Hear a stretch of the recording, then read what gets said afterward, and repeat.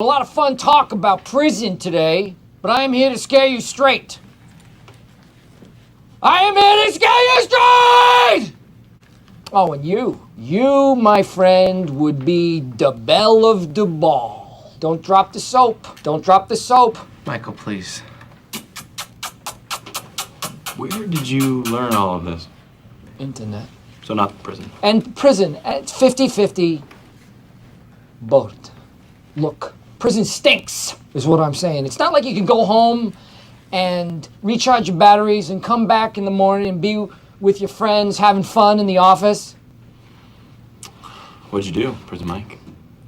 I stole, and I robbed, and I kidnapped the president's son and held him for ransom. That is quite the rap sheet, Prison Mike. And I never got caught, neither. Well, you earned prison. The Office is my favorite TV show of all time, so to celebrate the new year, I thought why not do a ranking of what is the best season of The Office and what is the worst. Now keep in mind, this is my opinion. I don't think you're going to agree with my placement. Maybe you have some season somewhere else, and if you do, tell me in the comments below what's your favorite season and what's your least favorite season. But for now, let's get to my list. This is the first full season without Michael Scott, and you dearly, dearly miss him. Robert California is such an interesting character because, yes, he's funny, but I just think he would have worked in a different show. I just think the character of Robert California would have worked in a different comedic setting, but not a show like The Office. The way Robert California acts, the way he's written, it's like he's already an established character because he's such an enigma. It's like when you talk to him, when you listen to him talk, it's like you know everything about him, but at the same time you don't know anything about him. Do I look like someone who would waste my own time? No. I just didn't see any point to his character. He didn't really add to the show. He didn't really add to the plot itself. It's like he was just there to make people uncomfortable. And it just didn't work well for me. Another problem I have with Season 8 is Andy. Now, Andy is actually one of the best characters of The Office in terms of character development. In Season 3, he was one of the most worst characters in terms of, like, you hated his personality, but then he turned into such a lovable goof, and then all of a sudden, in Season 8, when he became manager, it just really made no sense to me. This is where Michael Scott is missed, because Michael, yes, is a goof who constantly creates problems nonstop, but there's a charm about him that he wants to help you out, that he wants to solve those problems. He's actually the motivator for this entire show. He basically drives this car. He basically pushes the employees of Dunder Mifflin to do certain things. Andy is not that type of character. I just don't think he was meant to be the main focus of the show, because when you become regional manager, you become the main focus of the entire show, and I just don't think Andy was meant to be that. I think everyone watching this does not like the character of Nellie. Like, Nellie is like Season 3 Andy Bernard on steroids. She's just a very annoying, unlikable character. But she was played, however she was written, she was played expertly well by Catherine Tate. You know, whatever direction they gave her, she played it really well, so I'll give her that. Also, wow, the character of Kathy, I did not like her at all. Like, I understand why she's there. She wants to get with Jim, and she's like really a horrible person because she wants to break up this happily married couple. Yeah, I didn't like her character at all because she's trying to break up Jim and Pam. Naturally, we're gonna hate that. But they just wasn't a point to her character. That entire plot, there really wasn't a point because nothing came of it. Once it was over, it's like there were no repercussions. It just happened, fizzled out, and that was it. And then we just moved on. That's basically how Season 8 was. It happened, then you moved on, and some parts you forget. Season 9 is actually not that bad. You actually have some pretty cool moments like the chore wheel, Dwight's Christmas, and of course the awesome storyline that is Angela, Oscar, and the Senator. I really like that storyline because it was so great to see Oscar kind of in the main spotlight. I love Oscar Martinez as a character, so I'm glad he got more airtime. What really hurt Season 9 though is, my God, what did they do to my man Andy Bernard? It was like the downfall of him. Like, Season 3, he was terrible, but then he had this great character development, and he became such a lovable character. But then, oh my God, they just made him awful. Like, he was just so annoying. And not to mention, they ruined his relationship with Aaron. I always thought that Aaron and Andy should have been together at the end of the series. That's just me. I thought they made a good couple, but they completely ruined them. I hated that they made us like Nellie and hate Andy. I didn't want to like Nellie, because I love Andy. So the fact that they switched that, it just really annoyed me and bothered me. What really puts Season 9 above Season 8 are the final 2 episodes. Now, the finale will go down as one of the best TV show finales of all time, and the episode before, you kind of get a showcase of Jim and Pam, the best couple in TV history. It was nice to see that characters were sent off properly, and of course, we get Michael Scott in the final episode. That was just so great, just such great moments. While Season 9 was disappointing, it kind of left a good taste in your mouth. You know, there are other TV shows that don't know how to properly send off their characters, and they tend to ruin how the overall show was. But The Office was different. It actually did not do great in the final 2 seasons, but it landed the finale and it left the show on a good note. I know a lot of people did not like the Jim and Pam storyline in Season 9 because a lot of people did not like how Pam was acting towards the end. Now, I will say this, I totally understand where Pam is coming from. When you look at Season 1 to Season 3, she had no stability in her life. She really didn't have any friends except Jim. But anytime she wanted to do something, Roy just did not allow her to do it, which is terrible. Then when Season 3 came, when she finally broke up with him, she wanted to get with Jim, but Jim was with Karen, so that's another thing she didn't have control of. Finally, when Season 4 comes, she's finally with Jim, the guy she loves. She gets married, she has kids. Then by Season 8, everybody in the office are friends with each other. You know, they're coworkers, their family, everything works. She finally has stability. So finally, when Jim's like, hey, let's move to Philadelphia, I'll get you a new job, she's immediately thinking, oh my god, I have to start all over. I already have my friends here, my family here, I have stability here. When I go there, I'm just gonna feel lost. So I totally understand why she didn't want to go. But I'm glad at the end they kind of fixed that. They made Pam understand that, hey, this is Jim's dream, and she finally let go, and then they move. I like that a lot. There were some articles I saw that apparently the finale was going to be Jim and Pam aren't together anymore, but by the end of the episode, they're together. I'm so glad they didn't go that route. That would make no sense to me, because you see how much they change over time and how just don't really care about the relationship anymore in Season 8 and 9. But I'm glad that they found out why they love each other so much. They found that spark again. And another thing, I've been seeing, like, people assuming, like, oh, if they ever do an Office reunion, do you think Jim and Pam are still married? Yes, of course they're still married. If they get divorced in some reunion episode, that would completely ruin the series finale, because they finally worked everything out. They finally accepted and compromised, and Pam understood, I need to make Jim happy. They made each other happy. They made this marriage work. If you ruin that, that just completely ruins the series. But yeah, that's just my take on Season 9. Not a great season, but the final 2 episodes easily make it better than Season 8. So that is number 8. Now, a lot of people don't like this season. You know, every time I talk to Office fans, they always tell people, like, oh, yeah, just, like, you gotta get through the first season. The first season's not great, but then Season 2 on, it's amazing. I disagree. I actually really like Season 1. This is truly Dwight at his most shrewdness, because he's super crazy, and I love the dynamic between Jim and Dwight. This is Jim, you know, pranking him the most, in my opinion, especially with the Count Choculatus fake illness, the fake alliance, the Jell-O pranks. I loved all of that. I love their dynamic especially. Count Choculatus. Sounds tough. Why did you write that down, Jim?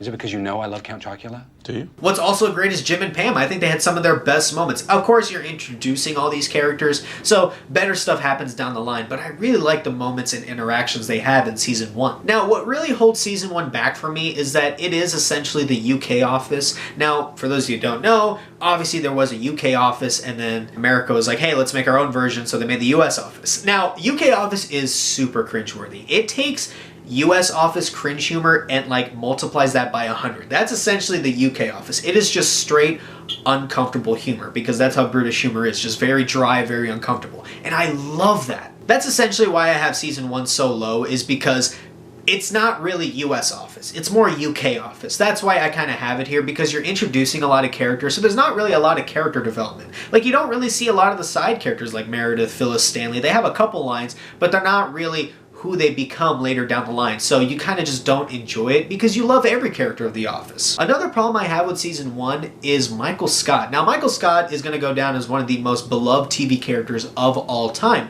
But in Season 1, you don't really get that Michael Scott character. You kind of get that Ricky Gervais character. What's great about Michael Scott is that he is such a buffoon, he's a goof, he creates problems, but at the same time, you know that there's a heart of gold underneath all that stupidity. you know at the end of the day, he means well, he just executes it in the worst way possible. Season 1 is not like that. He just constantly annoys people, ruins people, insults them, and it just feels like he's not really wanting to help anybody. It just seems like he's there just to hurt people. And I don't like that Michael Scott in Season 1. And the fact that he's the main focus, he's in like 80% of the scenes in Season 1. And the fact that he's not really likable, it kind of ruins the viewing experience of Season 1. Now, I understand Goodbye Michael is on here, and that episode's probably enough to move it up a couple spots because I cry every time I watch it. And not to mention, this is also when Holly and Michael finally get together. Now, I love this character completion for Michael Scott because throughout the series you see how he always wants to be the center of attention. He always wants to be the focal point of every story, of everyone's lives. But what's so great about Season 7 is that you see that he no longer wants to be that. When it's his final episode, this is the one episode where it truly is all about him, yet he doesn't want to even be in the spotlight. It's why he lies to everybody about when he's leaving. And it's just such a great and also really sad moment, and it just really, every time I think about it, I just get really emotional that Steve Carell left The Office, and we got seasons 8 and 9. Once you saw Goodbye Michael, you truly see that Michael Scott is one of the best TV characters ever. There's also so many iconic moments in the season, like the costume contest, Michael spanking his nephew, and of course Threat Level Midnight. Heads I do it, tails I don't. Best out of 7. If I'm going to be really nitpicky, I think what holds Season 7 back for me is D'Angelo. Now, I love Will Ferrell. He is one of the funniest human beings alive. But the whole character of D'Angelo just didn't work for me. It was clearly a filler manager. He was just there for a couple episodes before they finally understand what they're going to do. He didn't really add anything. I didn't think he was that funny. I mean, the juggling bit will always be one of the funniest things of the series. But I just didn't think he meshed well with the characters overall. He just made things very uncomfortable and not in a good way. D'Angelo kind of held back the season for me. Although Season 7 is really good. I can watch Season 6 all day, every day. Jim and Pam finally getting married is every Office fan's dream come true. Then you see that they have their first kid in Cece. It's just so many amazing, iconic moments, and I always watch them when I can. I think what's a really underrated storyline is Jim becoming co-manager. Throughout the series, we see that Jim is not really a motivated worker. He's really only there because he just wants to be with Pam. Otherwise, he would probably be doing something else. I like that when Jim gets married, he realizes, hey, I need to support my family. I want to try and better myself. So I'm going to try and become a manager. And obviously, some stuff happens with Michael, and he eventually becomes co-manager. The co-manager storyline is really nice because I love the interaction between Jim and Michael. Such a great father-son type dynamic, and that was just so great because you finally get to see them bond over something that they have in common. When Jim was a salesman, he kind of really didn't understand Michael's managing style, even though he did say he was a great boss. But when they became equals and co-managers, Jim finally saw how difficult it was to manage the office. I like that Jim finally understood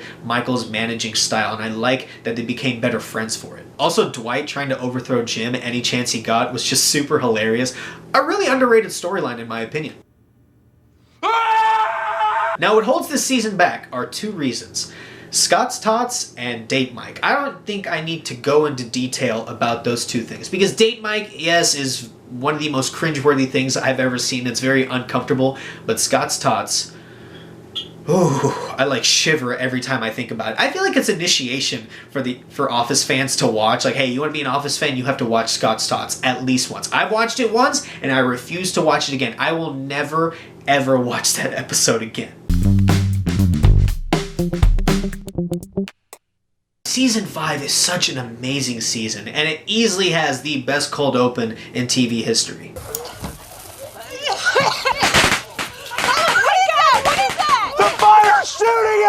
I love the first half of Season 5 so much because we are introduced to Holly Flax, and I love Holly as a character because it was so nice for Michael to find a love interest at his level. What I mean by that is anytime a woman has been with Michael, they always feel uncomfortable around him. Like they don't like his humor or his personality. It's almost like they're being forced or held against their will to be with Michael. But it was nice to see a character like Holly actually want to be around him, that shares his humor, that actually shares his interests. They actually are on equal footing and they have such amazing chemistry. It just really sucks that they wrote her off and she didn't really come back till season 7 fully.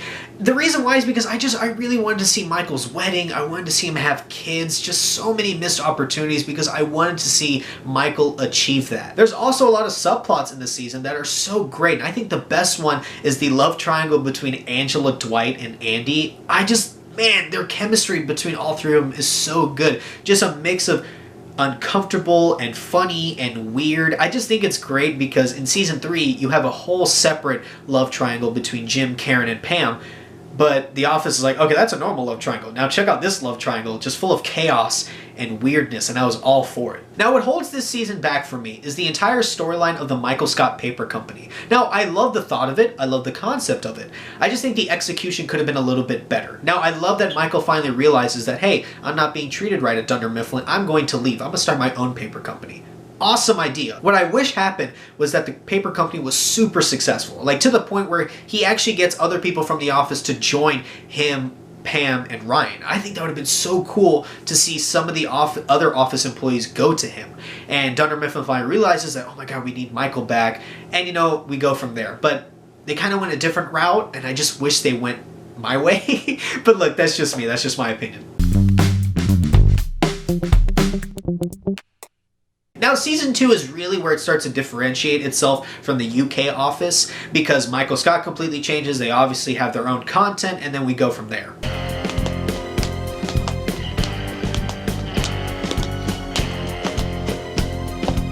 The writing is so great because season 1 Michael Scott and season 2 Michael Scott are like two totally different people. You kind of see that in certain episodes. Like, I love how obnoxious and annoying he can be, like in The Injury. But at the same time, when you see an episode like Booze Cruise and he's basically consoling Jim, telling him like, hey, never give up, always try to get her. When he's trying to tell her like, hey, don't give up on Pam. I loved seeing that dynamic between Michael and his employees. When you're watching the show, you're always thinking like, man, how did Michael become manager? It makes no sense. He's not really great. But then you see an episode like The Client and you see how he works someone, how he gets them to get on his side. Genius. I love Michael Scott as a salesman. There's a reason why he's manager, and this episode showed it. This season is also a great showcase for Jim and Pam. I think they have some of their best interactions of the series, and this is where you really get the emotional scenes, especially in season 2, where Jim finally declares his love for Pam, and then heartbreak happens, and it's just left on a cliffhanger for season 3. An overall great season, amazing. You have so many iconic moments. Michael kissing Oscar, Andy punching a wall, Diwali, Phyllis's wedding. It's just so many great cold opens and pranks throughout this season.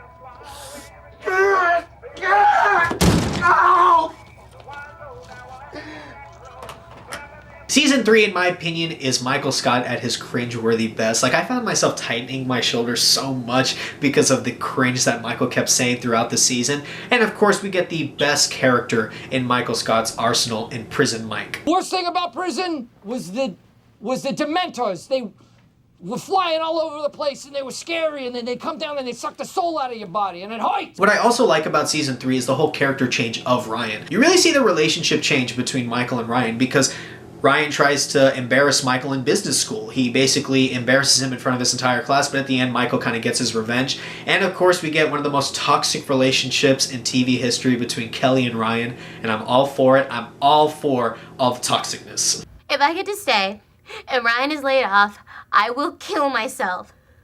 Like Romeo and Juliet. The Claire Danes one. What I also like about season 3 is Andy Bernard. Now, a lot of people don't like Andy because he's just super annoying, and that's just how he was written, and I think Ed Helms played him to a T. However, what I like so much about Andy Bernard is that you finally get to see somebody challenge Dwight. What I mean by that is that Jim challenges Dwight, but not really in a professional setting, because Jim doesn't care. He doesn't want to be the top salesman. He messes around, he just pranks Dwight. You finally get to see somebody like Andy come in and actually want to challenge Dwight professionally for that number 2 spot, to get Michael's affection. I love that dynamic between them. I love the chemistry, the relationship between them, how they just hate each other so much. It was just really good to see that interaction. Congratulations. And of course, the best part about season 3 is the love triangle between Karen, Jim, and Pam. Now, Karen is great because she's actually a nice character. It's a really good change of pace for a love triangle when all three of them are likable. And then what's really good is I think season 3 is really Pam's season because you see her change so much as a character. And I love that because Pam is one of my favorite characters. When she starts off in season 1, she's super reserved. She's easily manipulated by Roy. She doesn't really get her way. And finally, at the start of season 3, you start to see her slowly blossom into that character she's meant to be, that person that she wants to be, and she achieves it at beach games when she finally declares her feelings. She tells her true feelings to everybody. It's just so great for Pam to see that character arc completely, you know, change throughout the series. It was just really nice. It was really nice to see that character change for Pam. I just really liked that a lot. And by the end of season 3, she declares her feelings in beach games. It was super good. And in season 4, we get the Pam we all know and love. It's funny, the second shortest season of The Office is the best. Now, season 4 is so good. Jim and Pam finally being together. It was so good to see them finally dating. Really good storylines, really good humor and dialogue and interactions between them when they're dating. Really good job there. It was just so nice to see both of them so happy, and I was all for it because it just made the show so enjoyable, and also seeing them interact was just super adorable. What was also great about season 4 is see a new layer for Dwight. Now, Dwight in the first 3 seasons, you know, he's kind of the same because Dwight is just such a crazy, unique character that you don't really need to do a lot for him. But in season 4, they decide to add a new layer by actually showing him go through a breakup. Now, him and Angela were together, but because he killed Sprinkles, her cat, she breaks up with him, and then you see Dwight kind of like depressed but also motivated to get her back. I said with season 3 that Ryan and Michael's relationship slowly changes. In season 4, it's like a full 180 because Ryan becomes the new corporate guy. You know, he acts all Wolf of Wall Street type. He's got his beard, suit, blackberries. He's acting all smug because he thinks he's super cool. And, you know, he basically puts down Michael. He treats Michael like trash. And Michael, you know, to see that interaction between them, how Michael at one point hates Ryan, but at the same time, he wants to care for Ryan and take care of him because he sees him as some kind of weird son in some creepy way. It was really good to see that kind of interaction between them. However, guys, come on, we know what makes season 4 so great. Dinner Party. Dinner Party is the greatest episode in The Office. That is sort of an oaky afterbirth. What was that? What's so great is that the entire season could have been trash, absolute garbage, but as long as Dinner Party was there, I would still put season 4 at number 1. It's that great. Everybody loves Dinner Party. I love Dinner Party. I watch it every day. It is that good of an episode. Along with Dinner Party, it was nice to see Jan go full psycho. The whole relationship between Jan and Michael is almost as toxic as Kelly and Ryan. It was just so interesting to see Jan just do a full 180 as a character and just to see how Michael and Jan interact overall. And to see it come explode at Dinner Party, you know, to complete the relationship was super crazy and it was awesome. So there we go, guys. I ranked all 9 seasons of The Office. If you lasted this long, please in the comments below tell me what your favorite season was and what your least favorite season was. And as always, guys, thanks so much for watching this video. If you like this video, please like, share, and subscribe. I'll see you next time.